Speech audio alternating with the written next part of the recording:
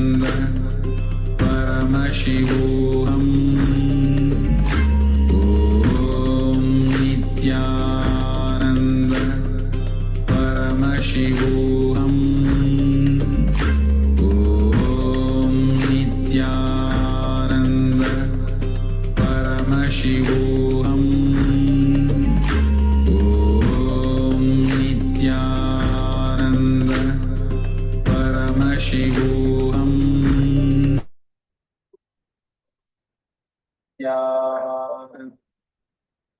Yes. Now, please go ahead and post whatever your third eye reveal in the chat.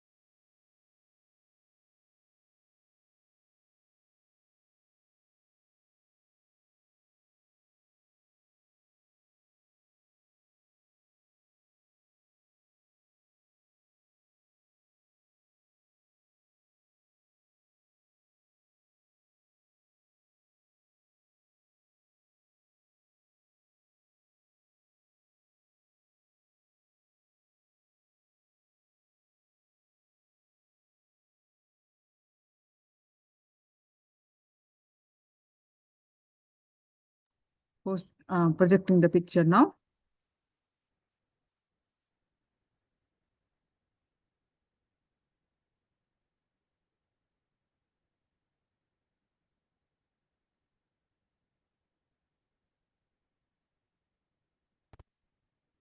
Is what I projected. So, read your responses. So, banyan tree, okay, there's some tree, okay. Thomas, partial manifestation. I see flower, rose, lotus tree, pink, green, okay. Chun Yi Liu, tree, wonderful manifestation. Thomas also is kind of manifestation, better instantly than a mountain. Okay. Everardo. Hummingbird, grass, trees, good. Garden, books, snakes. Blue sky is something round like a wheel. Yes, some of you manifested partially. All right. So we have been learning about the four tattvas, the four inner powers. So who can explain, who can tell me what are the four inner powers? And what are the four tattvas, how they are related? What are the four inner powers? And what are the four tattvas, the four principles, and how they both are related?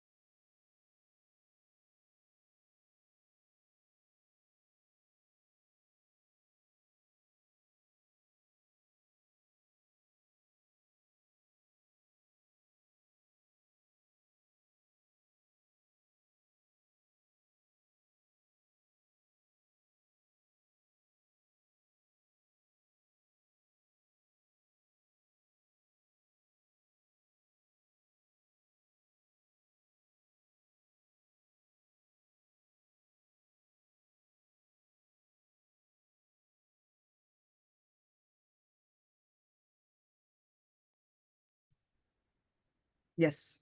And I'm reading your responses. Integrity, authenticity, responsibility, and enriching. So, Kameshwarima, what are these? Are they inner powers or are they tattvas? Power of words, practice integrity. Wonderful. Power of thoughts, practice authenticity. Power of feeling, practice responsibility. Power of living, practice enriching others. Super. Kameshwarima, wonderful. Spontaneous intelligence to use right words. Wonderful. Achieve next level through empowered responsibility. Wonderful.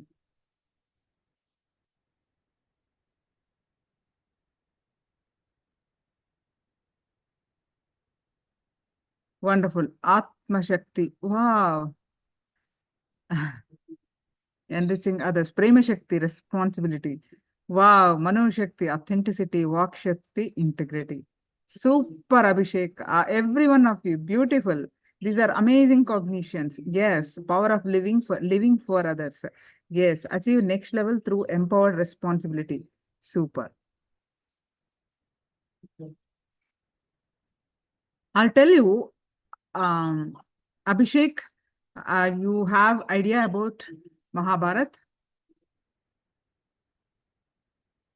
And in Sanatana Hindu Dharma, everyone lived with these principles. They lived with high principles. More than their life, they lived for these principles. And do you remember the story of Bhishma? Everyone, as a matter of fact, everyone. Yes. So, Abhishek, yes. So, there is one, everyone lived so following these principles, following these high values of life more than their life. That's why they are enlightened. They raised their consciousness and they lived high value of life. If you read the scriptures, you will understand so many people.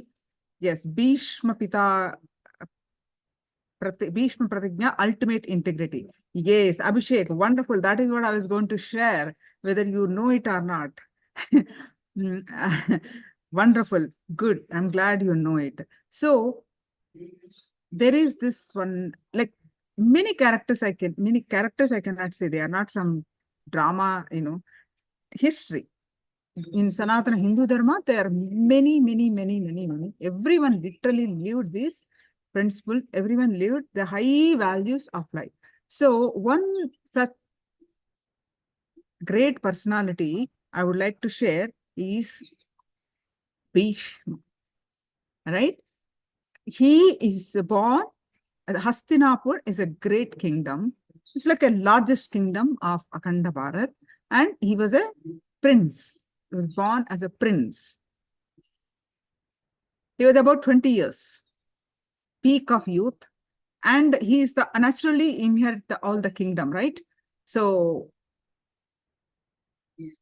he's a crown prince and naturally inherits that. But his mother is Mother Ganges. His mother is the Ganga, Mother Ganga. There is some reasons Ganga left his father. Okay, some reasons. Because the story is like infinite stories, like so long.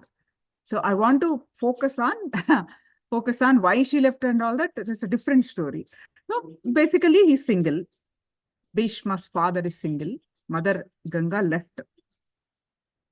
But for many years later, his father fell in love with a normal girl. Satyavati. Her name is Satyavati, a normal girl, basically. So he saw that.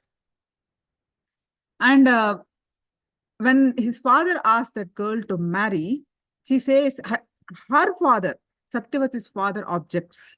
No, you have a crown prince already. my wife, my daughter is going to be just who are born to her, they'll be just normal. They are not. Their life will be useless. You give us promise that whoever is going to born to my daughter, they are going to be kings, future kings. Only then I'll give my daughter to get in marriage to you. Like that, he put a condition. His father doesn't want to do that. Okay, because his son is there, the eligible son is there. So he just left, but his heart is there to marry her, but he doesn't want to do injustice to this boy. So he came away. But he was not so happy, his heart is there in love with her. This Bhishma sees this. Her father is not, doing well or something, he saw. Then he found out with the people who serves his father that this is what is the story happening. Then this boy goes to, 20-year-old boy goes to the Satyavati and ask her to marry his father. But again, the same story repeats that you are there, how, then he take an oath in the to the all the 5 Panchabhutas, to the cosmos. He take an oath. And the name of the whole cosmos, Panchabhutas, he take an oath that he will never get married. And he will not become the king.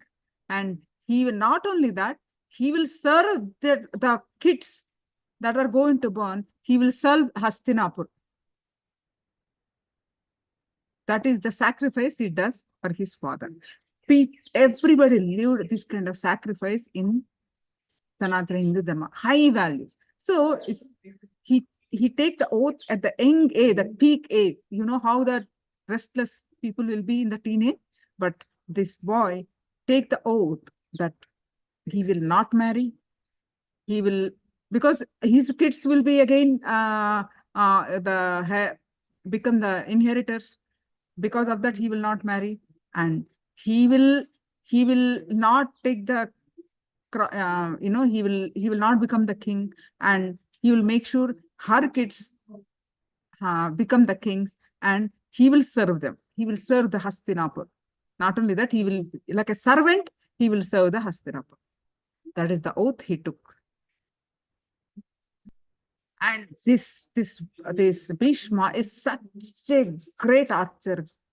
All the power, every kingdom is so scared of him because he's trained by the Vishwamitra.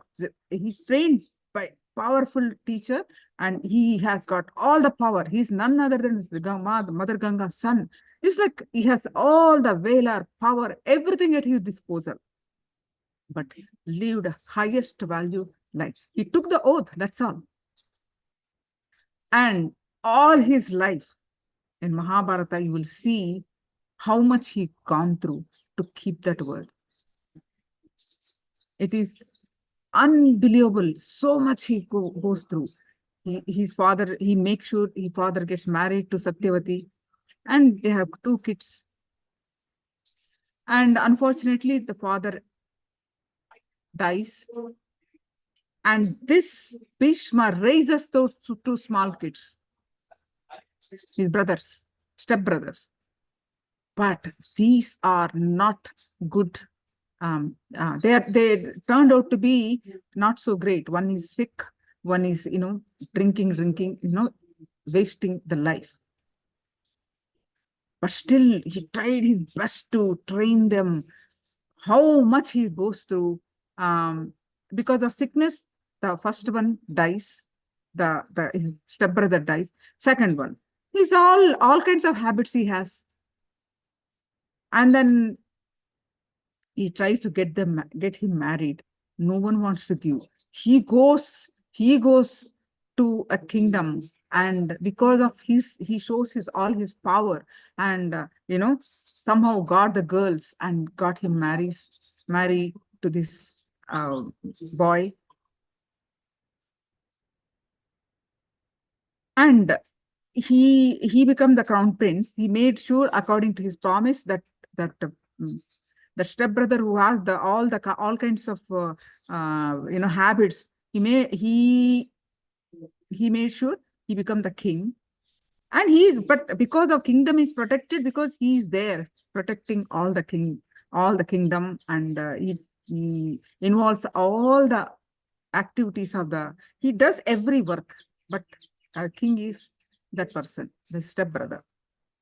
But he also dies because of his habits. He also dies. So her Satyavati realizes her two sons died.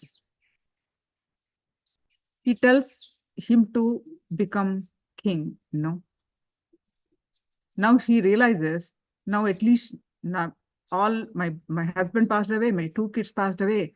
Now this whole kingdom is, without a king, you become a king. No, because he has already taken the oath of the whole cosmos as this thing. He doesn't. Like that's a story, all his life, such an interesting story. He has,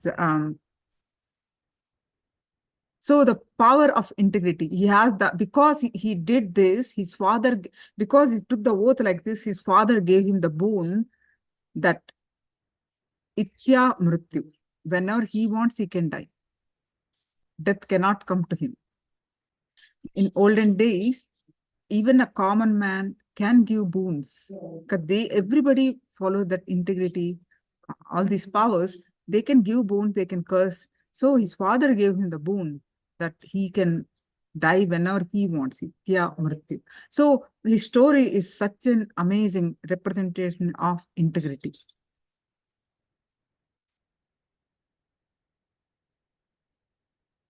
It's a long story. And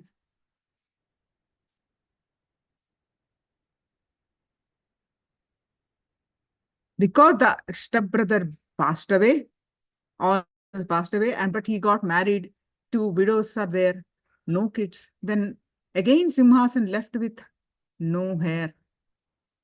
He cannot take up the kingdom because opportunities came, give the reason to become a king. Understand? Are you able to understand? Very logical reasons. There is no yes. As per my word, I put the sons in the kingdom, but they died, and they don't have kids, so I become king. Every logical reason was there to become a king. He will not accept at any point of like this. So many opportunities come to him to come out of his oath and become a king. Nothing doing. He will not. He will steadfast in his, whether right or not, I'm not here saying, but how they give the word, how they hold on to that word, I'm sharing it here. Then due to different ways, that as per the scriptures, how the widows and the sage, when the king is not there, they can get pregnant with a great sage. As per the scriptures allowance, the two kings were born to two wives of that Vichitravirya, but one is blind, one is another again sick kid. Elder one is the blind, Dhritarashtra. His sons are the negative forces, Duryodhana and his party. The whole Mahabharata happened. His sons are all the negative forces. He's not only blind in eyesight, he lost insight also, meaning he's selfish all the time. And his son, the other brother, got the divine kids. There is a lot more stories there, and only 5, and this other one has 100 kids. It's the artificial, what do you call the latest technology in those days existed. So basically the story, one followed the dharma, one followed the adharma, that goes on.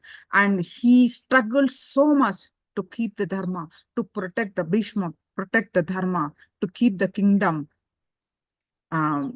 safe. He went through all his life, he faced struggle, but he will never budge. He never deviated from whatever he has taken oath. At the age of 20, he lived more than 150, 160 years, but he never, like this opportunity, so many comes for him to easily, quit and go back to kingdom. So like that, so many interesting stories are there.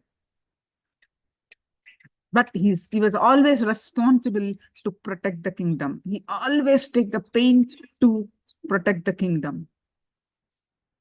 He always tries to, teach others, raise his grandsons. It's like two, three generations he raised to give a stable king to Hastinapur. Always there was instability. He has all the opportunity to become the king, to stable, but he will do service, but he will not become the authority, the king. That many years and years, so many problems he faces.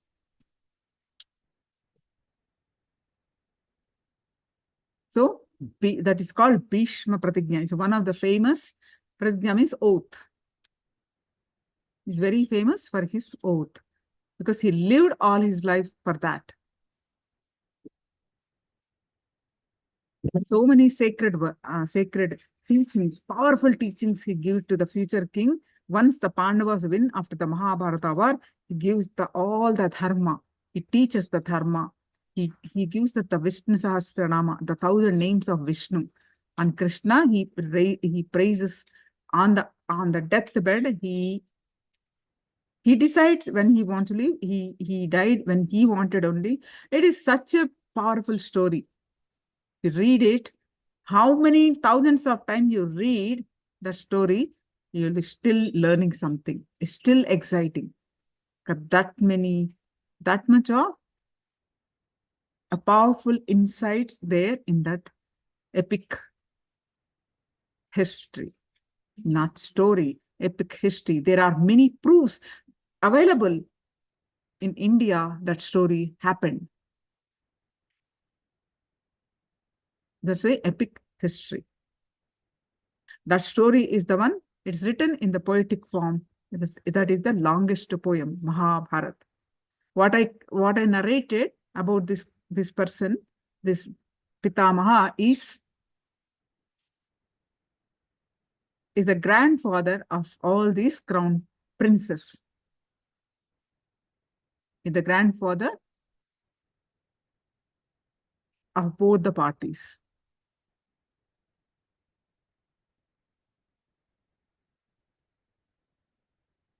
All he followed the high level of, followed all the high principles, lived a high valued life. So if you read any scripture, this is what you see. People lived a high valued life. Major part of the people. They live life for their word, for their ultimate higher purpose living.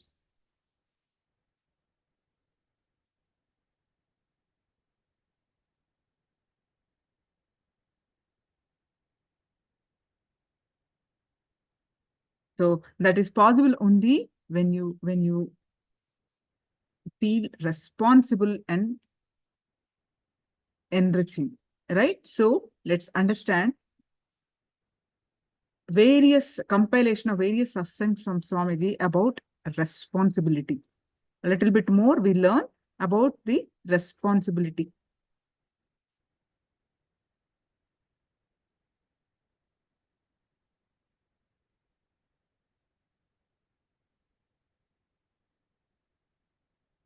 Responding to life in a deep, welcoming and accepting way. The other is responding to life with resistance, reservations, judgments and attachment. Understand? These are the two ways you can respond to life. You can hit the reality. Either you can hit in a very smooth, friendly way, it's like a beautiful landing, or you can land in a very strong way. Of course, strong landing sometimes takes away your very life. If you look deeply, you will realize that most often, 99% of the time, you respond to life with resistance, judgment, attachment. This happens because almost all the time you consider the source of whatever that is happening in your life as something external or outside of you. Whether it's a challenging or conflicting or an unpleasant situation, you always consider that the source of the situation lies outside of you. This is why you feel so powerless and helpless in most situations of your life. And almost always you blame the others to be responsible for the situation you are in. But what you need to understand is that whenever you are making the other responsible for your life, what you are actually doing is giving the control of your life to the other. You are making the other powerful by making him or her responsible for the whole situation. And the irony is that you keep wondering why you are so powerless and helpless. We often relate to responsibility as a burden, something which makes us do more work, puts us under undue pressure or stress. But please understand that responsibility is actually a great power. You need to understand one more truth. Putting the blame on others and responsibility on others creates violence, resistance.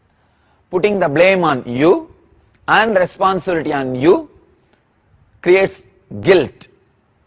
Taking the responsibility but not putting the blame on anybody is power. That is what I call freedom. It liberates you from the clutches of your own helplessness and from another's power on you.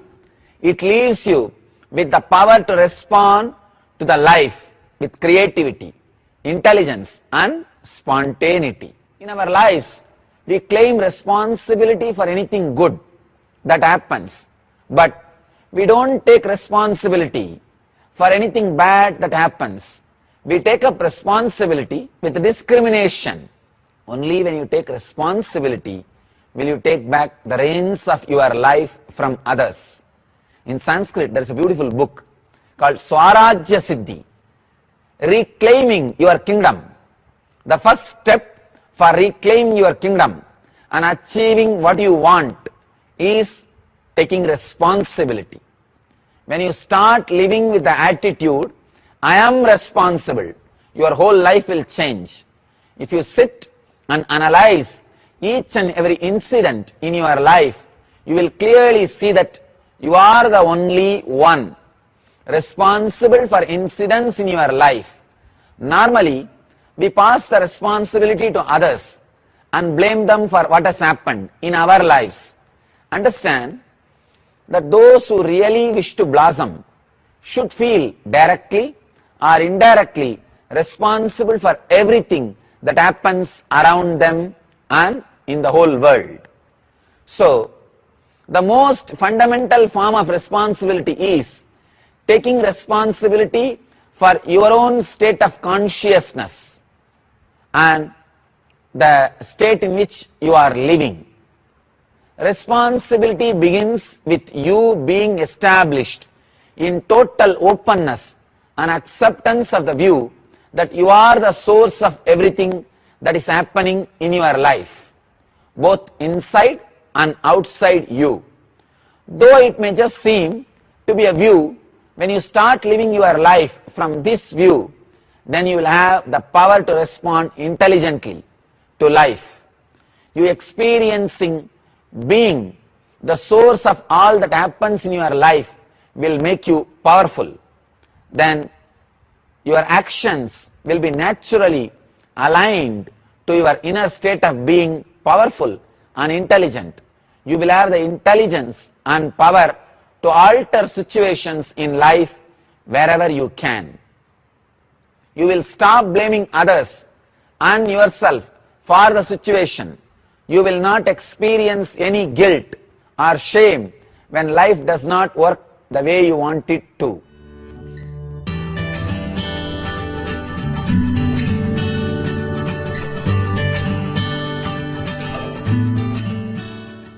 When seed is ready to take the responsibility of becoming tree, it grows, it transforms itself. When egg takes the responsibility of becoming a chicken or hen, it grows, expands and transforms itself. It is the decision to take the responsibility is breakthrough point. In any field, whether it is economical, corporate, social, or relationships, or spiritual, when you decide to take responsibility, the breakthrough happens, the opening happens, the possibility opens. The straight method to make all the accidents into possibilities is taking responsibility. When you can't take responsibility, even the air goes inside, can become accident and stop your heart. It won't come out. If you are ready to take the responsibility, even the poison goes inside, can become part of you and make you a new being, immune to the poison. The system which is ready to take the responsibility. Just the other day I was seeing a beautiful documentary by BBC on Ganges. There is a description of a particular village on the banks of Ganges where thousands of poisonous snakes, cobras are just moving around. The belief of the villagers, I saw the documentary and literally I saw, visually it is being shown, hundreds of cobras here, there in the different houses. Kids are sitting and playing and the cobra is moving. And I saw one child standing and doing something. The cobra was moving just on his very feet. And the workers are working on the farm. The farmers, the cobra was just moving on them. Literally, it is not a trained cobra or the cobra without poison or the teeth removed, nothing. No, it is not trained cobra. Wild, village, free snakes. Just people are living with it. And they are living with people. And the funny thing, the record says, even I was not able to trust, but BBC says, so surely they have done enough research before putting this to the public. And they say that no individual has ever died because of snake bite. I was shocked. And they are showing some more clippings, like even the kids, when they are bitten by the snake accidentally, they take the child to a local temple, Devi temple, the snake goddess temple. Some puja is done, some meditation is done. Miraculously those kids recover without any medical attention. You see, when the snake bites, when the poison is trying to spread all over the body, during those moments, if you have a strong biomemory of seeing somebody recovering from the poison bite, seeing somebody getting out of that poison, that biomemory can be the strong protection that can create the medical effect and can get you out of that poison. Even this is a great miracle and not an ordinary happening. So even this I can understand because I have seen this kind of happenings. But the happening I am describing is something far deeper, far more, far beyond this understanding. See what I am talking now, this understanding, you see somebody being bitten by snake and that person has recovered because of faith or spiritual power. Then if you are bitten by snake and if you are recovering, it's called placebo effect. In science, in the medical field, they call it placebo effect. So even placebo effect has some definition. But the scene which I saw, which was presented in the BBC documentary, Ganges. So the child, there is no possibility for the child to see somebody being bitten and brought to the temple and recovering. So there is no bio-memory of somebody else getting healed already in that same situation, so that that bio-memory can act as a medicine, act as a crisis management intelligence to recover from the snake bite. Then how the child is recovered? Wanted to know really what's the reason for the child's recovery. Please understand, spiritual healing was not the reason. The faith healing was not the reason.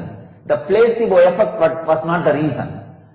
The reason behind the child's recovery was the child has already taken the responsibility to be in tune with the consciousness of the community in which he is living.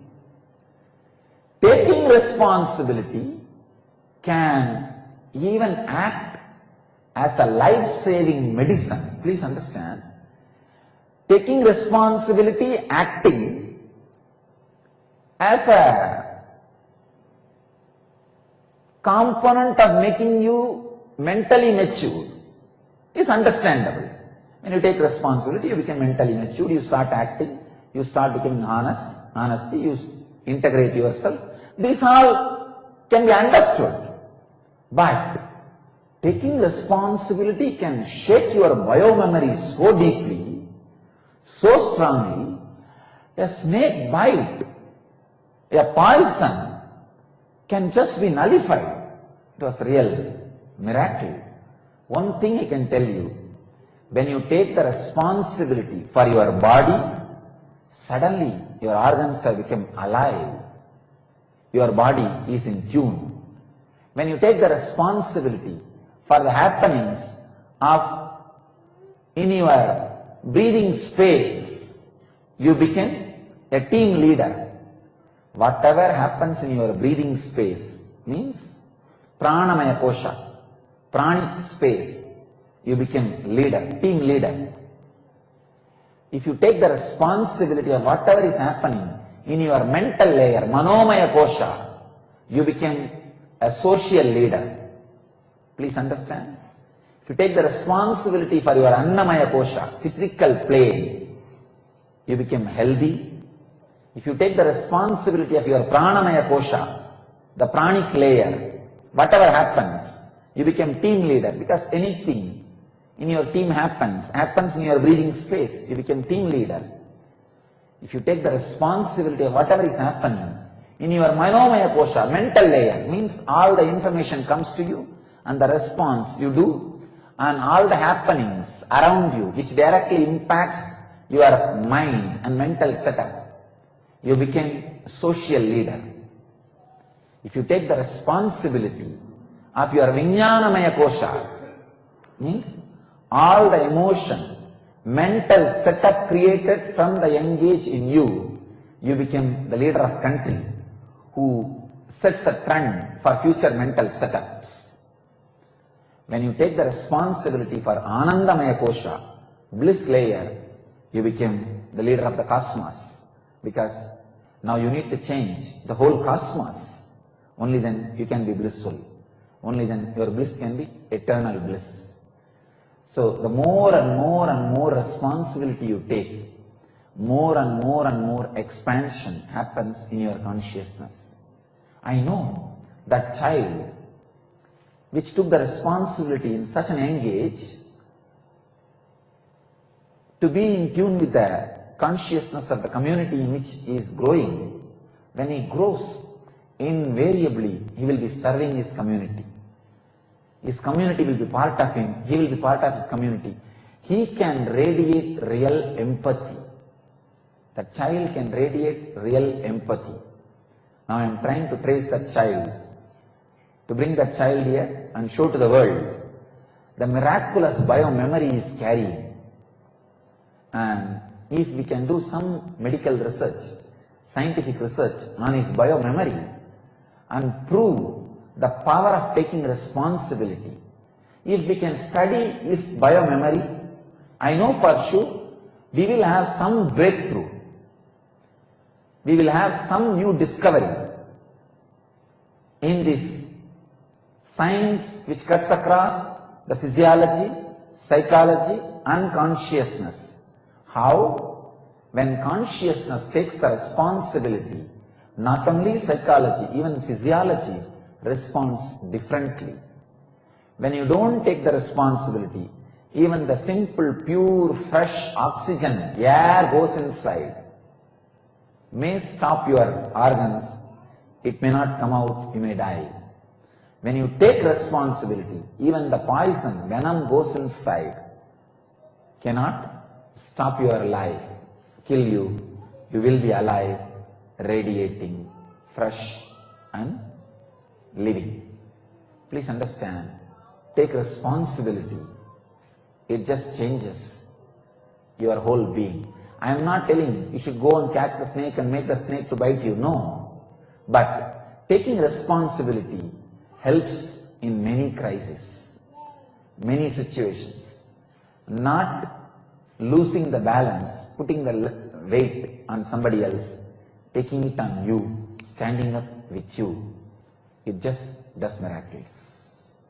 It really does miracles. Understand, through this revelation, I am putting the importance of taking responsibility much more than the power of spiritual healing, faith healing, which is my very brand, for which I am well known.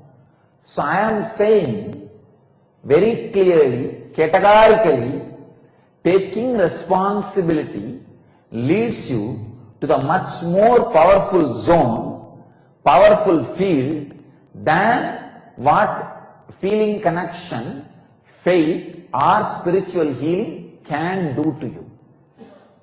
I am putting spiritual healing next to the taking responsibility. I am putting taking responsibility ahead of spiritual healing through this revelation.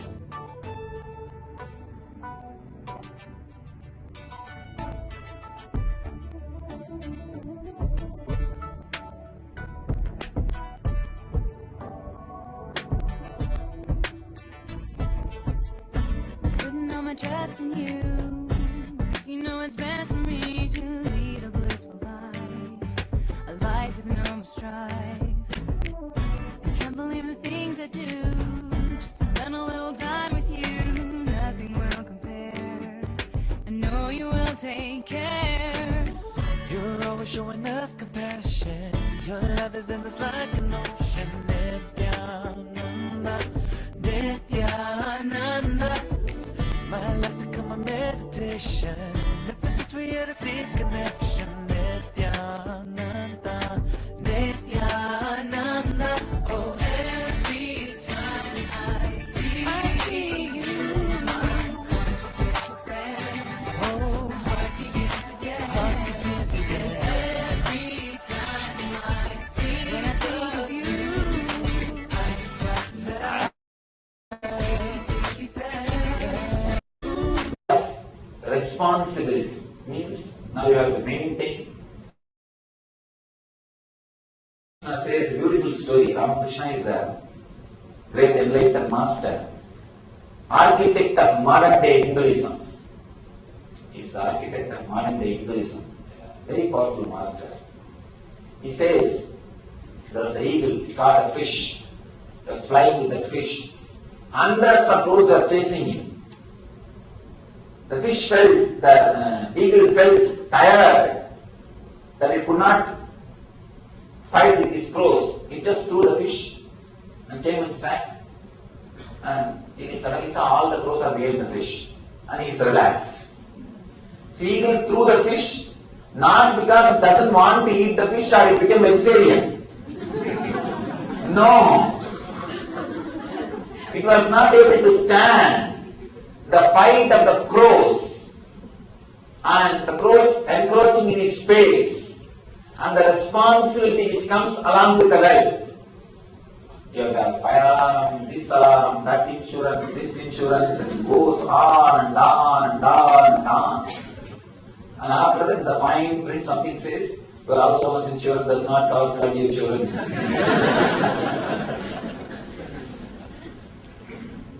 Homeowners insurance does not cover flood insurance. Anyhow, the responsibility, when it becomes too much, suddenly you choose poverty. You choose poverty not because you don't enjoy the wealth, or you don't want the wealth, or you don't want the comforts and luxuries added by the wealth. You don't want the responsibilities and stress and tension added by the wealth. That's the truth. Uncovering the inner light by melting the body, create yogic body, you will have Vedic mind and naturally yen living. Be honest and sincere to what you are doing. The idea of productivity is not inserted into your system for any other purpose. For you to stand up again and again and again and verify the truths on which you are building your foundation and life. I have seen very clearly in my life, the people who never think or bothered to be productive and responsible to the Sangha were always lived in depression. They live in depression and abuse the Sangha, nothing else. That's why I always say that I am afraid of people who don't take responsibility. So decide to surrender to the honest truths. So take the complete responsibility, even surrendering with responsibility. Understand? Surrendering with responsibility is enlightenment. Responsible surrender is enlightenment. I have seen people surrendering or claiming that they are surrendered. Oh God.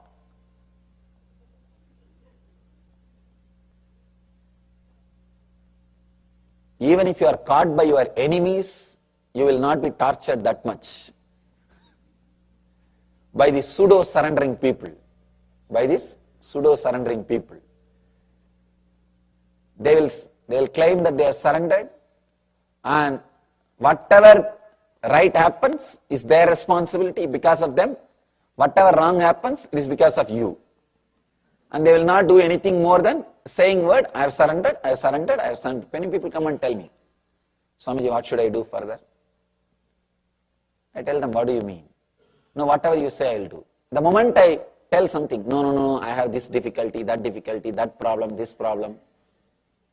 Then I tell them, then tell all your conditions first. Then I will tell you the solution.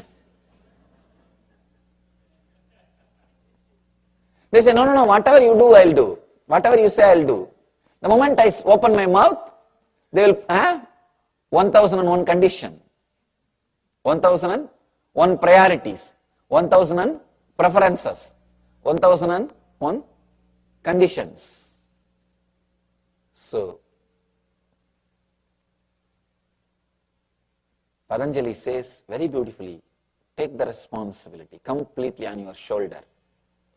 A responsible person, even if he surrenders, it will be so graceful, so beautiful. irresponsible person, even if he tries to stand on his own, it will be only cunning. It will never be complete. So first thing you need, first thing is being responsible. Being responsible. The moment you are responsible, the moment you feel you are responsible for your thinking, you know very clearly you can stop. You can stop. Only when you don't want to take the responsibility, you are going on postponing, putting things on others, blaming others, then you continue to think. If you blame, you are walking because of somebody, you will continue to walk till you die. If you are blaming, you are talking because somebody is forcing, you will continue to talk till the death. Same way, if you say you are thinking because of somebody else, because of some other reason, you will continue to think till you die, even after you die. So take the responsibility on you. Understand, the truth is you are responsible. Truth is you are responsible. So let you understand you are responsible. Then suddenly you will realize you can stop. You can stop. This one idea, internalize continuously. Mind is an action. If I want, I can stop. If I am acting, I wanted it. Take the responsibility. If I am acting, I wanted it. Who can take the responsibility for your action? Only you. If you are walking, you want it. If you are talking, you want it. If you are minding, you want it. If you are thinking, you want it. So let the shift happen in your consciousness. If you are thinking, you want it. If you are talking, you want it. If you are sitting, you want it. So let you understand this one truth. Take the responsibility on your shoulder. If you are thinking, you want it.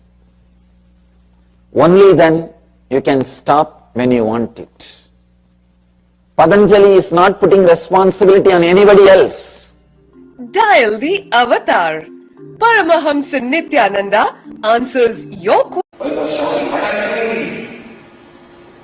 Are you not feeling insecure? You should do something. What to do? How can we escape?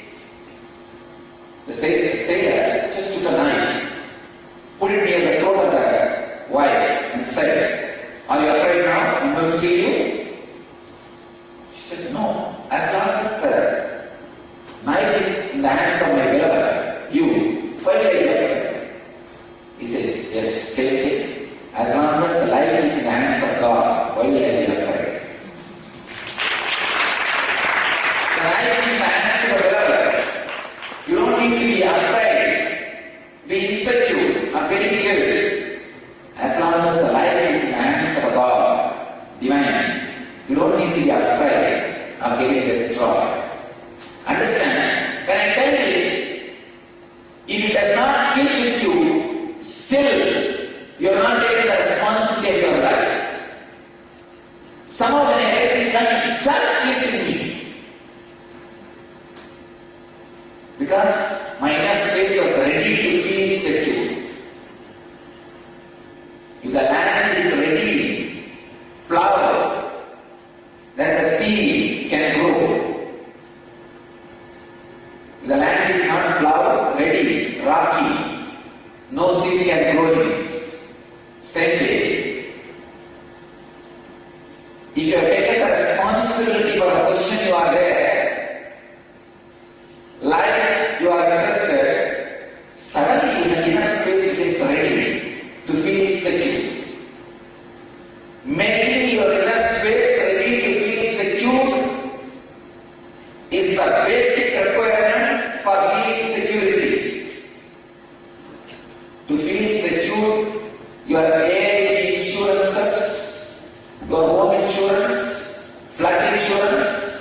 fire insurance, medical insurance, accident insurance, and malpractice insurance, and any number of insurances you have, you will not feel secure in life.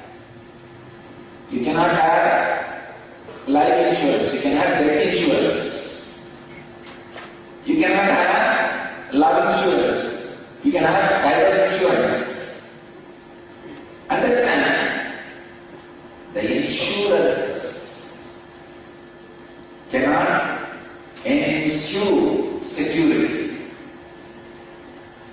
Feeling security is a quality which happens in you when you take responsibility. Yes, taking responsibility is a work, is a thing to be done, a quality to be cultivated. But when you shrink, when you escape, when you move away from it, life is not for you. Consciousness is not for you. You are not qualified even to breathe. Taking air from the prana is stealing. If you take responsibility, naturally, your inner space is ready for security. This one story which I said will suddenly hit. Yes. When life is in the hands of God, why should I be insecure? How can I be insecure? But your logic says, no, who knows whether it's in the hands of God or not? Who knows? My husband is my beloved or not? Who knows? By mistake he may cut my throat. Who knows? After cutting my throat, he may justify that cutting the throat is good for you. If you are struggling with all these great philosophies, be very clear, you are not taking the responsibility. Your inner space is not plowed till you take the responsibility and stand up as a leader. You stop being honest to the truths and justifying it because somebody else also lives like that. Not being responsible for the truths which clicks with you or the life which you have assumed, which you have taken it upon yourself. See, if you have taken some life upon yourself, suddenly you become responsible for that.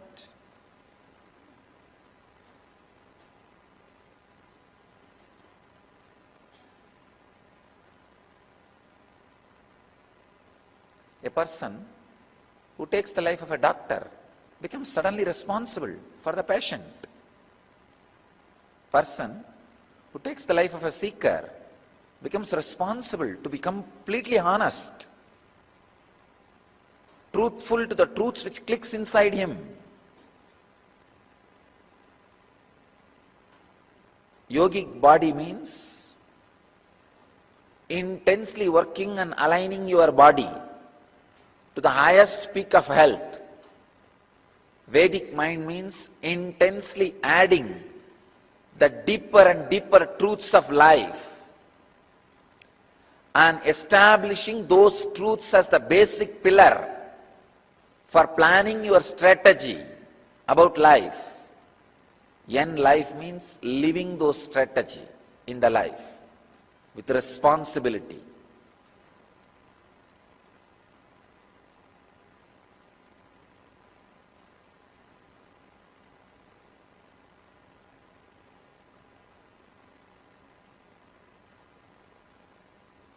If you don't have N life, we can be very sure you don't have yogic body and Vedic mind.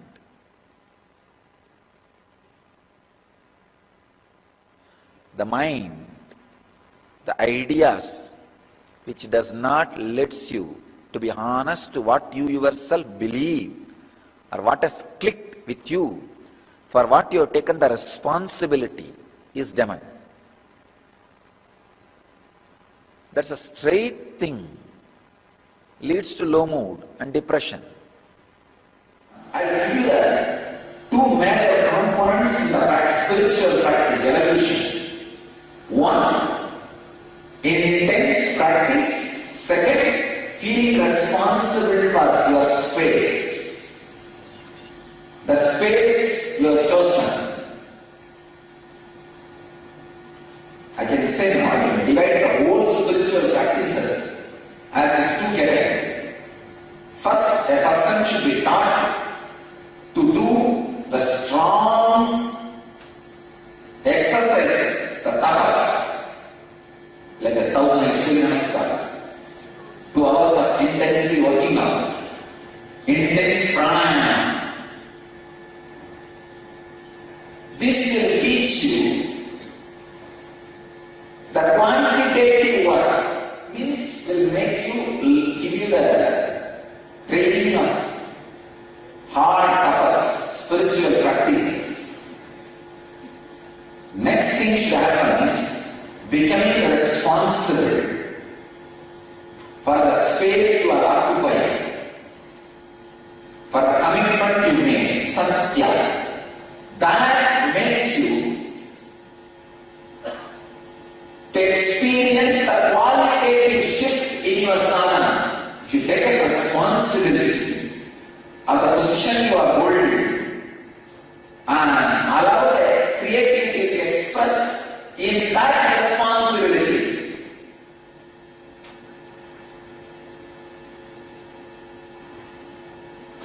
then naturally, very smoothly you will sail from dharana to jnana, dhyana to samadhi. Life is for people who are conscious. Life is for people who are interested in creating. Life is for people who are honest and sincere to the place they hold, to the responsibility which they represent.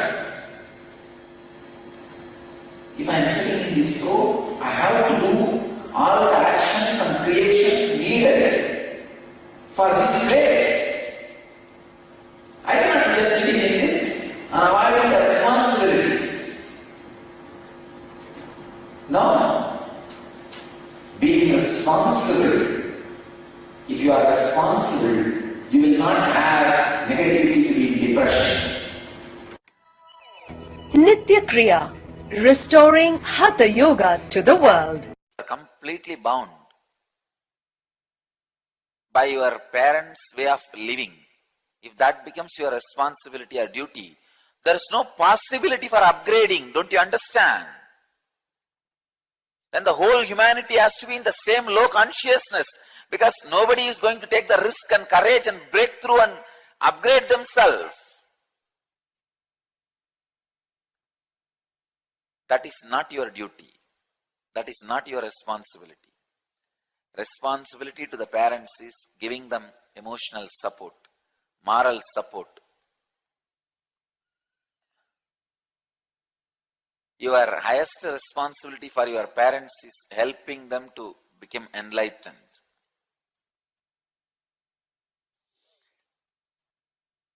Next, teachers. Your highest responsibility, duty to your teachers is keeping the knowledge which they gave you alive and making it grow, flourish. And responsibility for your priests is using the knowledge they gave to achieve the ultimate.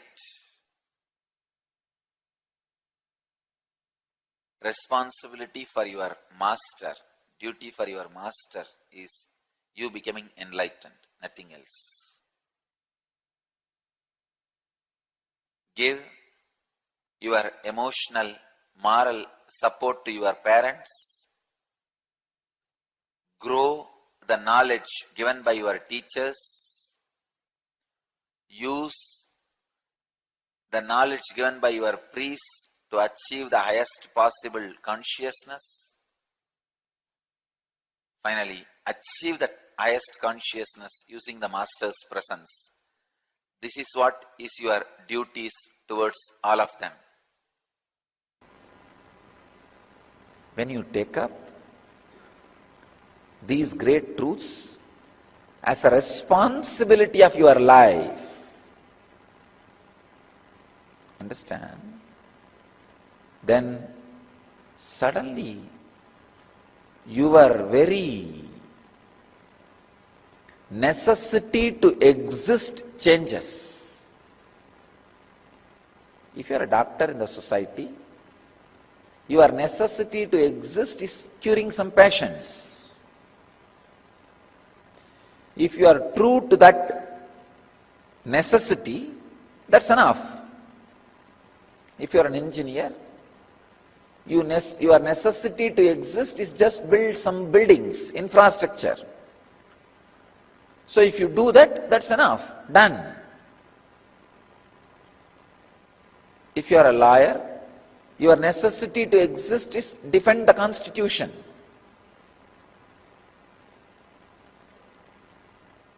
Protect the people who are victimized by the police. So your necessity to exist, if that is fulfilled, done, no problem. But your necessity to exist, if that is not honored, the inner light is covered. Life lived with the inner light covered is depression. The parents need to understand kids should take the risks in their life. Parents are expected to be a safety net when the kids take the risk, not the stopping nuts. A real father or mother should not be continuously a stopping nut. Don't do, don't do, don't do, don't do. The song of don't do, don't do. Come on. If you are a parent, if you feel your child is taking a risk, your son or daughter is doing something on their own, in their career choice, or anything related to their life's decisions, many times about job, marriage, love affair, so many things. Don't constantly sing the song of don't do. I tell you, when you are not letting your child to take some risks in their career, you are completely destroying the self-confidence and understanding and responsibility of the child. Your son or daughter, their way of expanding is always taking responsibility. Child tries to taste everything. That is the way it starts growing. If you give a toy, it will put it in the mouth. That is the way it knows how to feel it. Same way, when you grow up, you try to experiment with things. When the parents start singing the don't do song, the possibilities of the children is completely destroyed. One thing I neither heard in my life nor ready to listen in my life is don't do. I neither heard from my parents nor ready to listen. This don't do. Parents need to understand. You need to give a space for your kids to experiment, to play with life. If you really have concern, be a safety net. Take care. Even if they fall, they are not damaged. You are there as a support. That is the responsibility of a parent. The problem is, nowadays the parents have started behaving like a business. You do this way, then I am there with you. If not, forget about me and my support. It's more or less blackmailing. Parents are expected to play the role of safety net when the kids take the risks, when the kids try to do something extraordinary, something new, which you neither have a guts nor have a brain to try. I want new gen to be completely stable and established about their identity with themselves experientially, about their identity with the people with whom you are living, about your identity with the human society and the universe. New generation should be very clear about themselves, what they want to do, what they are feeling like doing. The problem is, many times what they are feeling like doing they know, what they want to do they don't know, or how they are going to do they don't know. What you are feeling like doing, what you want to do, how you are going to do, the whole thing should be in align. New generation should be very responsible about what they are creating around themselves. With enlightenment, too much of responsibility comes. That is why I was telling, if you want enlightenment, for the sake of enlightenment, go for enlightenment, but do not go for any other thing. Do not think, if I achieve enlightenment, I will have that, at least for that sake let me have enlightenment. No. If you really feel the liberation is your goal, then go for the liberation. Then naturally you will enjoy whatever comes along with it. Understand, enlightenment does not, freedom does not come just like that. It comes with a tremendous responsibility. It comes with a tremendous pressured compassion, word I have to use.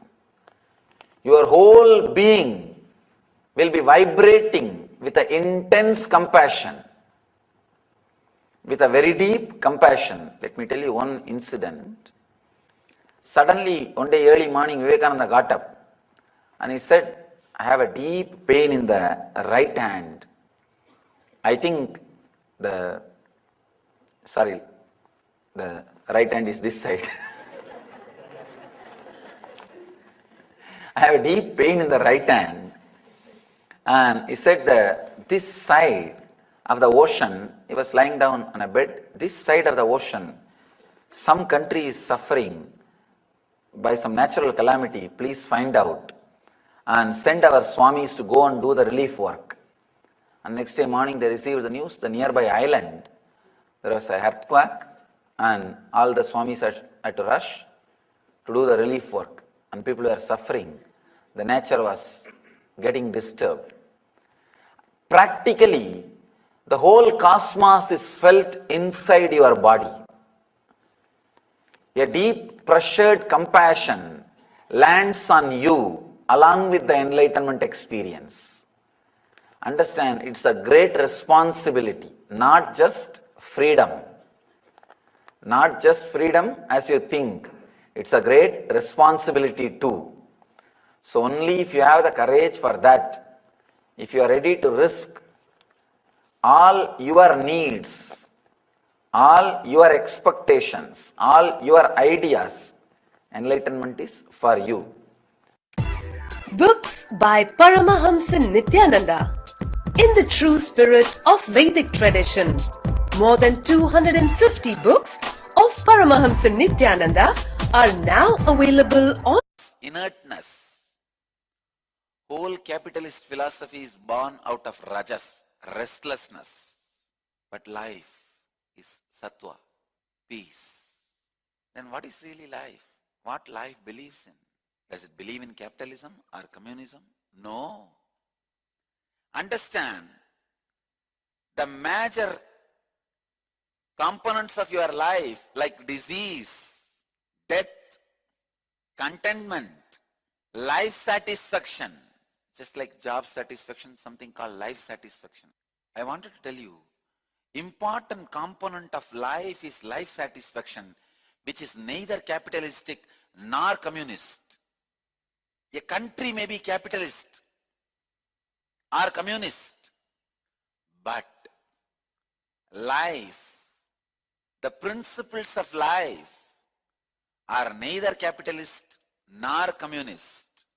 Why you take birth where you take birth, why you get the disease when you get the disease, why somebody has a high life satisfaction, somebody such worst mental disorders. I tell you, I'm really telling you, I know millions of fellows who are loaded with billions of rupees, but if you see their personal life, you will not be jealous of them. Because so much suffering. There are many capitalistic fellows who built their life with narrow self-interest without any ethical foundation. Principles of life is totally different. Let me make it very clear. If a country supports capitalism, you may get the benefits given by the country's infrastructure. You may have a bigger house. You may even have a boat house. You may have wealth. You may have zeros in your bank balance. But only when the life's principle supports you, you will have the gifts of life, health, life satisfaction, you feeling life is overflowing. I tell you, anything is worth sacrificing to have this feeling life is overflowing, life is romance. The principles of life says man who takes the responsibility has the right to enjoy. That's all. Not man who owns has the right to enjoy. Not the man who can grab has a right to enjoy. No. Man who takes the responsibility has the right to live. Understand? All your questions related to money, all the parts of your life impacted by money, those problems attend with the principles of your country's ism, capitalism or communism. If you are in China and you have a problem about money, you have to find solution through communism. But if you have a problems related to life, health, life satisfaction, happenings of life, whether it's a birth, death, mental health, as I said, the life satisfaction, fulfillment in the life. There are so many things related to life. Those life's principles, if you have a problem related to life's principles, find solution with this truth. Man who takes the responsibility has a right to enjoy. This is the principle of life. If you have questions about disease, desires, karma, questions related to life, why somebody has so much of mental peace, some other people don't have it. Why some people have so much of life satisfaction, some people don't have it. To infuse the life principles into your corporate place, in your workplace, understand few things. First thing you need to know, capitalism degenerates into narrow self-interest without a strong ethical foundation. With capitalism, you do not have a strong ethical foundation. So rewrite, rethink in all your thinking process and evolution. Infuse responsibility. Let every person who is part of your organization be told about his responsibility.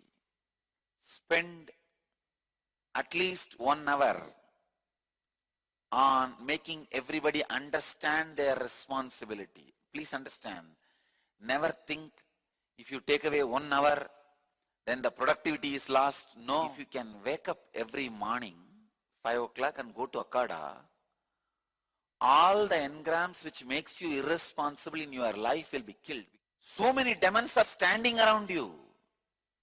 I tell you, all these demons are only the patterns which never lets you take responsibility in your life. You will see the same demon only will come with a different sword when you are in the workplace. Why are you working like a slave? If you don't do this, what is there? I tell you, exactly the patterns which makes you never take the responsibility of life and life's principles. They will be awake, alive between 4:30 to 6. Just like your whole day's mood is controlled by time. See, you can see very clearly. Morning 9 o'clock, if you are habituated to go to office, you will be agitated. Morning, if you break the tamas, you will break many of the patterns which does not let you take the responsibility of life. I really tell you, very sincerely I recommend this to all corporate companies. Morning when you gather for your work, whether it is 7 o'clock or 8 o'clock or 9 o'clock. Some companies gather 8 o'clock, some gather 9 o'clock, some even 10 o'clock. Whatever time, first 1 hour spent making everybody responsible for what they are. Not just the work they are supposed to do that day. No. Make themselves fit with their clear understanding about what they want from society and what society wants from them. Their requirements from society. Society's requirements from them. What society requires from them. Means everybody is living in a society. In your society, your family, your boss, your subordinates, what they all need from you and what you need from them. Understand, you are there only because you need something from them. You are always there in any situation only when you need something from them, not otherwise. When you need something from them, be responsible to offer what they need from you. Understand, let every individual feel the responsibility. Let every individual look into the responsibility. Corporate organizations will be successful only when every individual understands the principles of life, not otherwise. You cannot have separate principles for your life and separate principles for a corporate company, your workplace. No. Your workplace is a major part of your life. You need an integrated principle. Only way to have an integrated principle is every morning when you gather for a work, at least spend 1 hour understanding responsibility. You are here for one purpose and you need to take this responsibility. This alignment, when it happens between two persons, it is not 1 plus 1, 2. No, it is 1 plus 1, 11.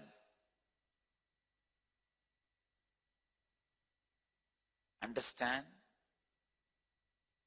When an understanding happens between 1 plus 1, it is 2. When alignment happens between 1 plus 1, it is 11. When at-one-ment happens between 1 plus 1, it is explosion. It is atomic explosion.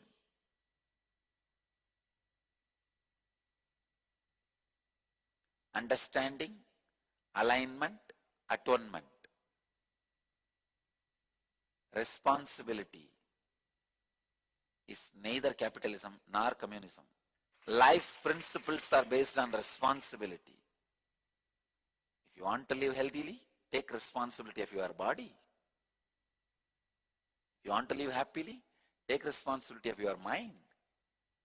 If you want to explore into the zones of consciousness, take responsibility of your spiritual entity. If you want wealth, take the responsibility of spending your time in that direction. Take the responsibility. Chisel your whole life with a hammer called responsibility, with a tool called responsibility. Let you all achieve, experience, live, express, radiate, share, and explode in eternal bliss. Nithyananda. Nithyananda Dhyanapitham, Nithyananda Nagar, off Mysore Road,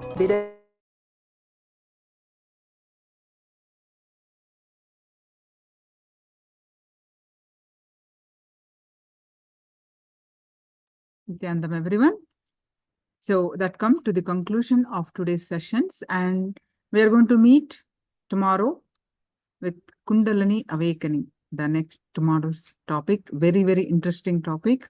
We'll be learning so many details about the Kundalini Awakening and the techniques to awaken that.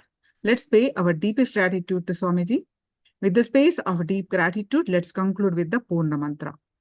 Om Purnamada Purnamidam Purnat Purnamudashyate Purnasya Purnamadaya Purnameva Vashishyate Om Shanti Shanti Shanti Harihi Om Tasat Sarvam Bhagavad Shri Nithyananda Paramashiva Padukarpanamastu Om Nithyanandam. Nithyanandam, everyone. Thank you so much. See you all tomorrow. Nithyanandam.